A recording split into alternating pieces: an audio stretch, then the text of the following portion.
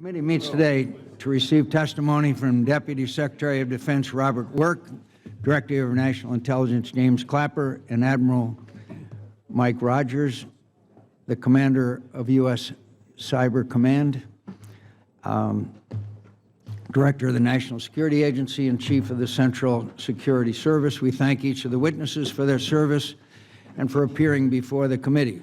We meet at a critical time for the defense of our nation from cyber attacks. In just the past year, we all know the United States has been attacked by cyberspace by Iran, North Korea, China, and Russia. Indeed, since our last cyber hearing in March, the attacks have only increased, crippling or severely disrupting networks across the government and private sector and compromising sensitive national security information. Recent attacks against the Joint Chiefs of Staff, the Pentagon, and the Office of Personnel Management are just the latest examples of the growing boldness of our adversaries and their desire to push the limits of acceptable behavior in cyberspace. New intrusions, breaches, and hacks are occurring daily. The trends are getting worse, but it seems the administration is still not mounted an adequate response.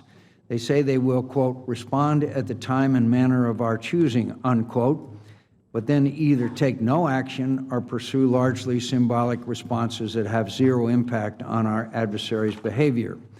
Not surprisingly, the attacks continue. Our adversaries steal, delete, and manipulate our data at will, gaining a competitive economic edge and improving their military capability. They demonstrate their own means to attack our critical infrastructure. And they do all of this at a time and manner of their choosing. More and more, they are even leaving behind what Admiral Rogers recently referred to as, quote, cyber fingerprints, showing that they feel confident that they can attack us with impunity and without significant consequences. Just consider the recent case with China. After much hand-wringing, it appears the President will not impose sanctions in response to China's efforts to steal intellectual property, pillage the designs of our critical weapon systems, and wage economic espionage against U.S. companies. Instead, last week's state visit for the President of China simply amounted to more vague commitments not to conduct or knowingly support cyber-enabled theft of intellectual property.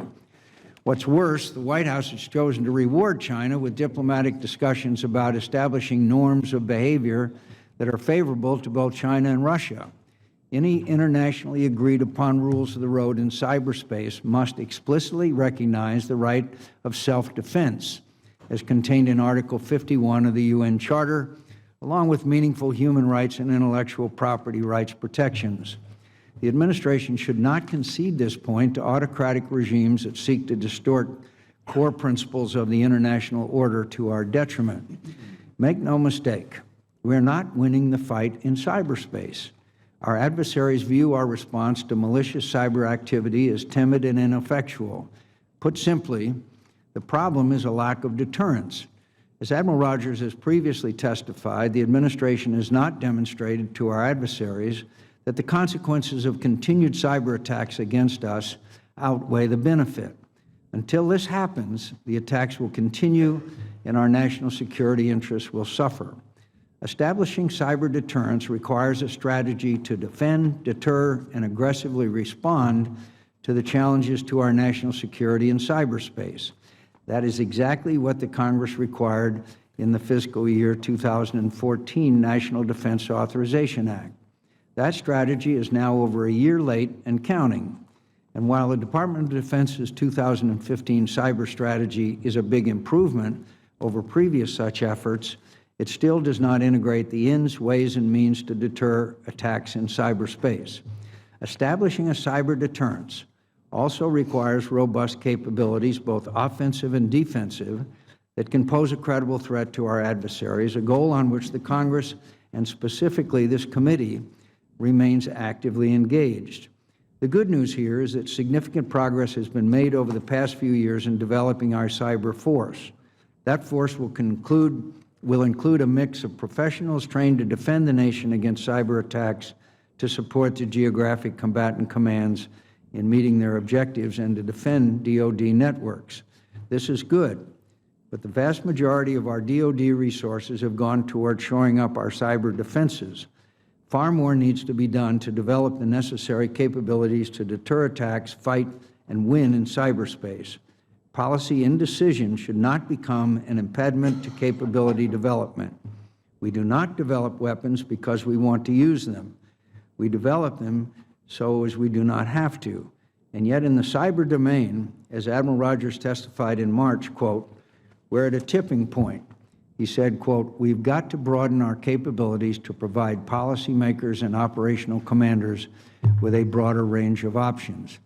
We must invest more in the offensive capabilities that our cyber mission teams need to win on the cyber battlefield.